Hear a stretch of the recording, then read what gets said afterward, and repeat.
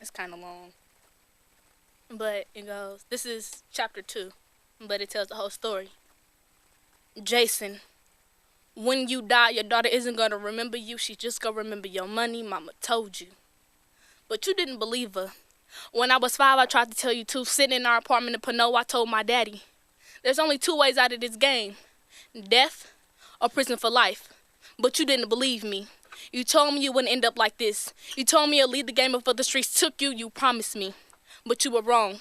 The streets took a hold of you, and the end result of your hustling days was death.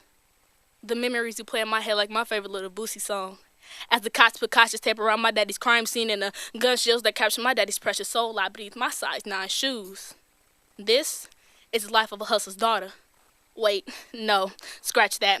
This is the life of a hustler's daughter, stepdaughter, niece, cousin, best friend, sister, and girlfriend. The life of which the smell of weed is an odor but yet a fluorescent fragrance. The life of a little girl who's constantly paranoid as her daddy disappears into the middle of the night, only headed to the block, his other wife, his true desire. The life of a little girl who's walking up at the crocodile by her mom quickly getting dressed heading to the hospital because her strength and pride has been shot. You see, I was never your normal little girl. I only played the role. The role where Mama tried to hide the truth about where Daddy was late at night.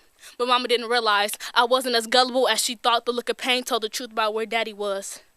The role where Daddy would try to use the hustler code on the phone because he thought I was too young to understand the words that burned like ashes from the tip of his blunt. But really, I can recite and define every word he just said. No stuttering and no hesitation. But I know the rules in the game. Snitches get stitches. You ain't seen nothing and you ain't hear nothing. So I just bow my long pigtails and proceed to eat the melting ice cream that Daddy bought me while he did his transaction. This is the life of a hustler's daughter. I was just preparing for this day. The streets will catch up to him. But how did I know it's going to end up like this? Cold metal still rather than cold metal bars? I just don't know. I just remember crying to my daddy every day, telling him he was going to die in this game. The street posed the devil, and the streets ain't nothing but a simple imitation of hell, but Daddy was in denial, only telling me he'd do whatever he had to do to provide for his family. If he had to hit the cold block every day just to give his little princess whatever she wanted, he would. If he had to whip up a few drugs in the kitchen just to keep his son and the latest pairs of Jordans, he would. If he had to risk his life every day for 18 years just to keep his family as happy as possible, that's just what he was going to do. My daddy put the streets before me, but not intentionally.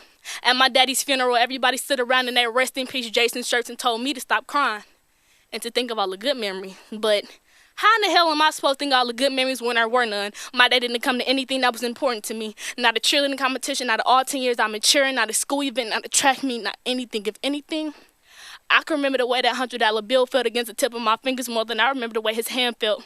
The only way I remember his smell is if I put on his old hoodie. The only way I remember his face is if I look at his obituary. I'm ashamed to say, but it's the truth. He grew without everything he wanted, so he tried to give me everything I wanted, but everything he gave me wasn't everything I needed. I didn't need the money, the shoes, the unnecessary gifts. It was just a temporary distraction from his absence. Daddy, I needed you to learn how to tell me no. I needed you to replace your money with a present, replace the time you spent in the streets with the time you spent with me. Mama told you would leave the wrong impression on me.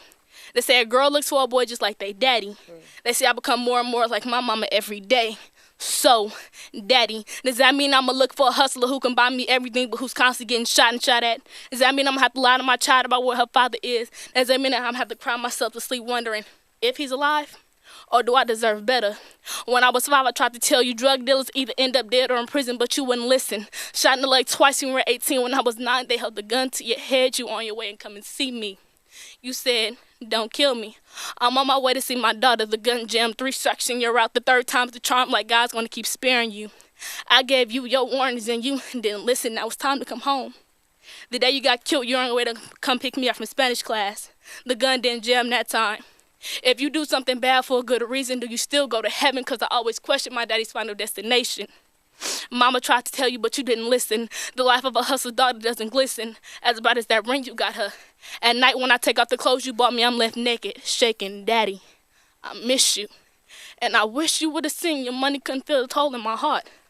Only love could do that. Only love. Thank you. I'm gonna cry. Those words are honest, and that's what the spoken word is. Thank you.